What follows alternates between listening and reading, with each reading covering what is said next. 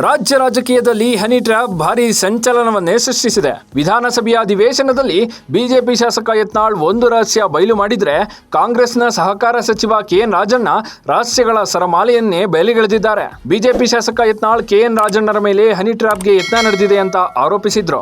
ಇದಕ್ಕೆ ಉತ್ತರಿಸಿದ ರಾಜಣ್ಣ ಕೂಡ, ಹೌದು, ನನ್ನ ಮೇಲೆ ಹನಿ ಟ್ರ್ಯಾಪ್ಗೆ ಯತ್ನಿಸಿರೋದು ಸತ್ಯ, ಇದಕ್ಕೆ ಸಾಕ್ಷಿ ಪುರಾವೆಗಳಿವೆ ಅಂತ ಹೇಳಿದ್ದಾರೆ. ಜೊತೆಗೆ ಒಬ್ರಲ್ಲ ಇಬ್ರಲ್ಲ, ಬರೋಬ್ಬರಿ 48 ರಾಜಕಾರಣಿಗಳ ಸಿಡಿ ಪೆನ್ಡ್ರೈವ್ ಇದೆ ಅನ್ನೋ ಹೊಸ ಬಾಂಬ್ ಸಿಡಿಸಿದ್ದಾರೆ. ಜೊತೆಗೆ ಗೃಹ ಸಚಿವರಿಗೆ ಇದರ ಬಗ್ಗೆ ಲಿಖಿತ ದೂರು ನೀಡ್ತೇನೆ, ತನಿಖೆ ಮಾಡಬೇಕು ಅಂತ ಒತ್ತಾಯಿಸಿದ್ರು. ಗೃಹ ಸಚಿವ ಪರಮೇಶ್ವರ್ ಕೂಡ ಇದಕ್ಕೆ ಫುಲ್ ಸ್ಟಾಪ್ ಇಡಬೇಕು, ಸದಸ್ಯರ ಮರ್ಯಾದೆ ಉಳಿಸಬೇಕು, ಉನ್ನತ ಮಟ್ಟದ ತನಿಖೆಗೆ ಆದೇಶ ನೀಡ್ತೀನಿ ಅಂತ ಸ್ಪಷ್ಟನೆ ನೀಡಿದ್ರು.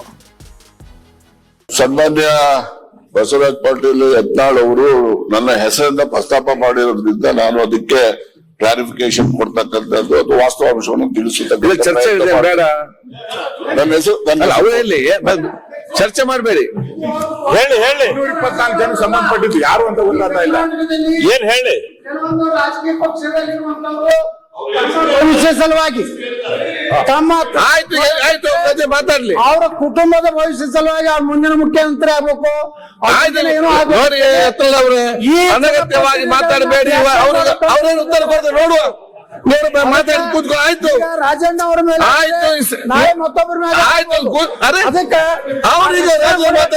ಆಯ್ತು. ಸನ್ಮಾನ್ಯ ಸಭಾಧ್ಯಕ್ಷರೇ, ಯತ್ನಾಳ್ ಅವರು ಸಹಕಾರ ಸಚಿವರು, ರಾಜಣ್ಣ ಅವರು ಅಂತೇಳಿ ಪ್ರಸ್ತಾಪ ಮಾಡಿದ್ರಿಂದ ನಾನು ಒಂದು ತಪ್ಪು ಮಾಹಿತಿ ಹೊರಗಡೆ ಹೋಗ್ಬಾರ್ದು ಅಂತಕ್ಕಂಥ ದೃಷ್ಟಿಯಿಂದ 2 ಮಾತುಗಳನ್ನ ಹೇಳಲಿಕ್ಕೆ ಬಯಸ್ತೇನೆ. ಸನ್ಮಾನ್ಯ ಸಭಾಧ್ಯಕ್ಷರೇ, ಈ ಕರ್ನಾಟಕ ರಾಜ್ಯ ಅಂತ ಹೇಳಿದ್ರೆ ಇದು ಒಂದು ಸಿಡಿ ಪೆನ್ ಡ್ರೈವ್ಗಳಿಗೆ ಒಂದು ಕಾರ್ಖಾನೆ ತರ ಅಂತಕ್ಕಂಥದ್ದು ಕೂಡ ಬಹಳ ಜನ ಹೇಳ್ತಾರೆ. ನಾನು ಹೇಳ್ತಾ ಇಲ್ಲ. ಇದರಲ್ಲಿ 2 ಫ್ಯಾಕ್ಟ್ರಿ, ನಿಮ್ದೊಂದಿದೆ, ಇನ್ನೊಂದಿದ್ಯಾ? ನಿಮ್ದು ಯಾವ್ದು ಅಂತ ಹೇಳಿದ್ರೆ ಇಲ್ಲಿ ಯಾವ್ದು ಅಂತ ಹೇಳ್ಬೋದು. ಅದೇನೇ ಇಲ್ಲಿ ಅಧ್ಯಕ್ಷರೇ, ಬಹಳ ಗುರುತರವಾದಂತಹ ಒಂದು ಆರೋಪ ಅಂತೇಳಿ ನಾನು ಕೂಡ ಅನ್ಕೊಳ್ತೇನೆ. ತುಮಕೂರಿನ 2 ಪ್ರಭಾವಿ ಸಚಿವರು ಹನಿ ಟ್ರ್ಯಾಪ್ ಅಲ್ಲಿ ಸಿಕ್ಕಾಕೊಂಡಿದ್ದಾರೆ, ಅದಾಗಾಯ್ತು ಹೀಗಾಯ್ತು ಅಂತ ಏನೇನೋ ಕಥೆಗಳು ಬರ್ತಾ ಇದ್ದಾವೆ. ತುಮಕೂರಿನಲ್ಲಿರೋರು ನಾನೊಬ್ಬ ಇದ್ದೀನಿ, ಡಾಕ್ಟರ್ ಪರಮೇಶ್ವರ್ ಅವರು ಕೂಡ ಇದ್ದಾರೆ, ನಮ್ಮಿಬ್ರೆ ಅಂತ ಅವರ ಉದ್ದೇಶ ಅಂತೇಳಿ ಅನ್ಕೊಳ್ತೀನಿ. ಈ ಸಿಡಿ ಮಾಡ್ತಕ್ಕಂಥದ್ದು, ಪೆನ್ ಡ್ರೈವ್ ಮಾಡ್ತಕ್ಕಂಥದ್ದು, ಇದ್ರ ಬಗ್ಗೆ ಸುಮಾರು ನಿಮ್ಗೆ ಹೇಳ್ತೇನೆ, ನನಗಿರೋ ಮಾಹಿತಿ ಅಂತ 48 ಜನಗಳಿದ್ದಾರೆ, ಒಬ್ರು ಇಬ್ರು ಇಲ್ಲ. ಅಂದ್ರೆ ಒಬ್ರು ಇಬ್ರು ಅಂತ ಹೇಳಿದ್ರೆ ಬರೀ ಇವರೇ ಅಂತಲ್ಲ, ಅವರು ಇದ್ದಾರೆ.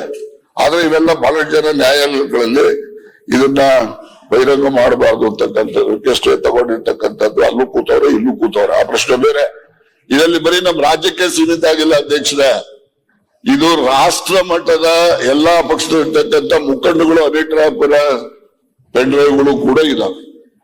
ಆ ಒಂದು ದೃಷ್ಟಿನಲ್ಲಿ ನನ್ನ ಮೇಲೆ ಆರೋಪ ಏನಿದೆ, ಅದಕ್ಕೋಸ್ಕರ ಈ ಆರೋಪಕ್ಕೆ ಇಲ್ಲಿ ಉತ್ತರ ಹೇಳಿದ್ರೆ ಅದಕ್ಕೆ ಸರಿ ಹೋಗೋದಿಲ್ಲ. ನಾನು ನಮ್ಮ ಗೃಹ ಮಂತ್ರಿಗಳಿಗೆ ಒತ್ತಾಯ ಮಾಡ್ತೇನೆ, ನಾನು ಒಂದು ಲಿಖಿತ ಕಂಪ್ಲೇಂಟ್ ಅನ್ನು ಕೊಡ್ತೀನಿ. ಆ ಕಂಪ್ಲೇಂಟ್ ಆಧರಿಸಿ ಅವರು ತನಿಖೆ ಮಾಡಿಸ್ಬೇಕು.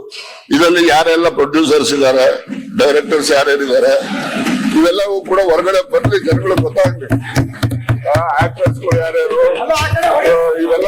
ಇವೆಲ್ಲ ಗೊತ್ತಾದ್ರೆ ಆಚೆ ಕಡೆನೂ ಸ್ವಾಗತಿಸ್ರಿ, ನಿಮ್ಮಲ್ಲಿ 48 ಜನರದು ಪೆನ್ ಡ್ರೈವ್ಗಳು ಇದಾವೆ.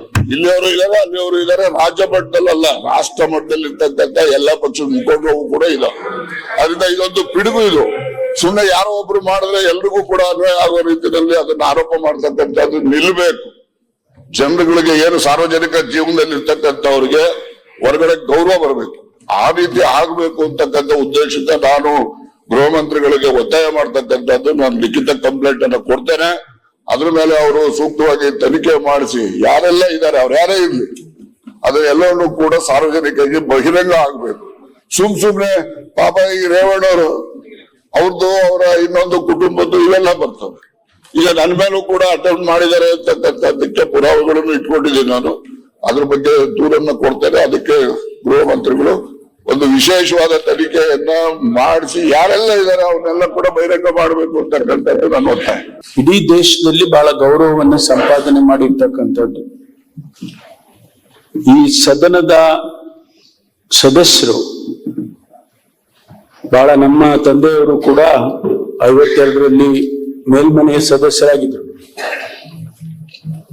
ಬಹಳ ದೊಡ್ಡ ದೊಡ್ಡ ವ್ಯಕ್ತಿಗಳು ಈ ಸದನದಲ್ಲಿ ಸದಸ್ಯರಾಗಿ ಅವರ ಕುರುಹುಗಳನ್ನ ಈ ರಾಜ್ಯದಲ್ಲಿ ಬಿಟ್ಟೋಗಿದ್ದಾರೆ, ಅವರ ಆದರ್ಶಗಳನ್ನು ಬಿಟ್ಟೋಗಿದ್ದಾರೆ. ಅಂತ ಸಂದರ್ಭದಲ್ಲಿ ಈ ಸದನದ ಗೌರವವನ್ನ ಕಾಪಾಡಬೇಕಾದ್ರೆ, ಸದನದ ಮರ್ಯಾದೆಯನ್ನ ಕಾಪಾಡಬೇಕಾದ್ರೆ, ಸದಸ್ಯರ ಮರ್ಯಾದೆಯನ್ನ ಕಾಪಾಡಬೇಕಾದ್ರೆ ಬಹುಶಃ ಇದಕ್ಕೆಲ್ಲೋ ಒಂದು ಕಡೆ ಇತಿಶ್ರೀ ಆಗ್ಬೇಕು. ಇಲ್ಲದೆ ಹೋದ್ರೆ ಇದನ್ನ ಹೀಗೆ ನಡ್ಸ್ಕೊಂಡು ಹೋದ್ರೆ ಬಹುಶಃ ಬಹಳಷ್ಟು ಜನರಿಗೆ ಅವರವರ ಮರ್ಯಾದೆಯ ಪ್ರಶ್ನೆ. ಹಾಗಾಗಿ ನಾನು ಮಾನ್ಯ ರಾಜಣ್ಣನವರು ಏನು ಪ್ರಸ್ತಾಪ ಮಾಡಿದ್ದಾರೆ, ಅವರು ನನಗೆ ಒಂದು ಮನವಿಯನ್ನ ಕೊಡ್ತೇನೆ ಅಂತ ಹೇಳಿದ್ದಾರೆ. ಆ ಆಧಾರದ ಮೇಲೆ ನಾನು ಒಂದು ಉನ್ನತ ಮಟ್ಟದ ತನಿಖೆಯನ್ನ ಆದೇಶ ಮಾಡ್ತೇನೆ ಮಾನ್ಯ ಸಭಾಪತಿಗಳೇ, ಇದು ಗೊತ್ತಾಗ್ಲಿ. ಲೇಟೆಸ್ಟ್ ಹಾಗೂ ಇಂಟ್ರೆಸ್ಟಿಂಗ್ ಸುದ್ದಿಗಳಿಗಾಗಿ ಬಾಸ್ ಟಿವಿ ಕನ್ನಡ ಚಾನೆಲ್ನ ಸಬ್ಸ್ಕ್ರೈಬ್ ಮಾಡಿ. ಹಾಗೆಯೇ ಬೆಲ್ ಐಕಾನ್ ಪ್ರೆಸ್ ಮಾಡಿ. ಇದರ ಜೊತೆಗೆ ಫೇಸ್ಬುಕ್, ಇನ್ಸ್ಟಾಗ್ರಾಮ್, ಎಕ್ಸ್ ನಲ್ಲೂ ಮಿಸ್ ಮಾಡದೆ ಫಾಲೋ ಮಾಡಿ.